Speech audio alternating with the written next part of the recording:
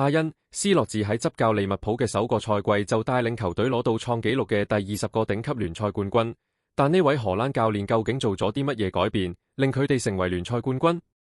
喺今季開始之前，冇人預測斯洛治會做到呢個被認為不可能嘅任務，繼承高普之後帶領利物浦攞到第2個英超冠軍。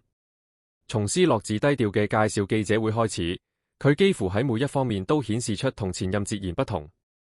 斯洛治甚至拒絕住喺原本屬於謝拉特，之後又成為羅渣士同埋高普的居所。佢選擇獨自喺公寓住，家人則留喺荷蘭。同時，佢喺場邊追住球證嘅時候冇拉傷大腿，亦冇同球迷狂歡慶祝或者賽後對其他領隊揮拳。球隊對新領隊呢種冷靜嘅存在反應得好好。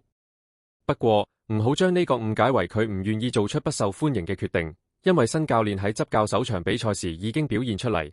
半場時因為中堅昆沙空中對抗唔夠好而將佢換走，而且亞歷山大亞努同達雲紐尼斯嘅遭遇都可以證明佢更果斷嘅一面。高普嘅方法當然帶來咗球會歷史上其中一段最成功時期，但斯洛治仍然唔怕喺季前賽時引入關鍵嘅場外調整，讓佢自己嘅信念逐漸落實。報到時間提前到早上9點15分，而家訓練前大家一齊食早餐已經變成必須。球員喺主場比賽前一晚可以留喺屋企，而唔係好似高普時候咁住喺市中心酒店。斯洛治講過，瞓覺係獲得最佳表現好重要嘅一部分。對佢哋嚟講，能夠同家人喺屋企一齊好開心。根據啲專家分析，咁樣佢哋對我哋嘅比賽準備得更好。同時，訓練而家時間長咗，但強度低咗。新嘅體能教練亦係從鹿特丹跟隨斯洛治過嚟。佢決心喺季前聽取球員嘅意見，了解紅軍長期受傷可能嘅原因。呢個危機影響咗高普嘅最後一季。斯洛治亦都調整咗球隊嘅踢法，由高普嘅重金屬風格、組織混亂，轉為更加注重控球、節奏慢啲，咁即係話跑得冇咁激烈。今季利物浦只受咗37次傷，損失嘅日數只有816日，同對手阿仙奴相比，成個情況真係好大反差，無疑係佢哋奪冠嘅一個關鍵因素。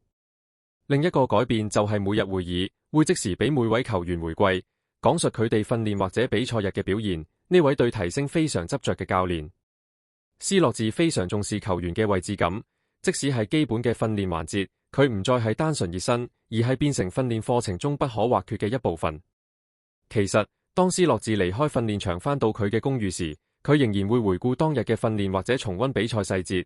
球會嘅賽後同精英球員發展分析師會負責即時剪輯比賽中嘅片段，等稍後可以俾球員睇。當時斯洛治會大喊剪。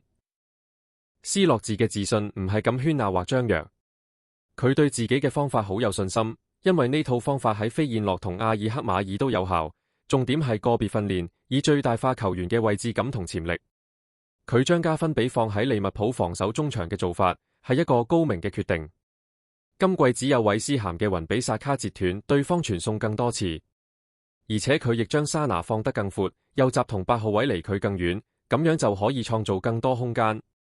喺隊伍其他方面，加保被放翻喺佢慣用嘅左邊，迪亞斯則喺中間位置活動，呢啲都係細微但好重要嘅改變。同時，斯洛治亦都唔再用高普嘅4-3-3高位壓迫戰術，而係轉向一個更加有結構嘅4-2-3-1，專注於建設性進攻同控球。利物浦更有控制嘅風格，需要少啲跑動，亦可以喺比賽中獲得多啲休息時間。同高普唔同，呢位荷蘭教練夠靈活，喺2月份對曼城時可以冇一個正印前鋒，反而選擇咗中斯同蘇保斯拿爾交替做假9號。結果紅軍喺哥迪奧拿執教下嘅曼城主場取得咗首次英超勝利。亞歷山大亞努同羅拔臣而家嘅角色同高普時期有好大分別。嗰陣時佢哋作為重疊嘅邊位，係球隊不斷嘅攻擊出口，佢哋嘅入球同助攻數字就可以證明。不過今季呢對組合喺過半場嘅時間較少，亞歷山大亞努多數都係想用長傳快速搶攻，特別係想早啲將球傳俾沙拿。呢個情況喺好多次比賽中都見到。最後，雖然斯洛治一般都唔太願意改變自己信任嘅首發陣容，但佢喺比賽中嘅換人決定經常都好關鍵。今季替補球員已經入咗13個聯賽入球，呢點就可以證明。恭喜利物浦取得今季英超聯賽冠軍。喜歡我哋 DWQ 賽馬頻道嘅朋友，可以俾個 Super Thanks 支持我哋，多多益善，少少無拘。多謝收聽，請訂閱、分享、讚好及留言。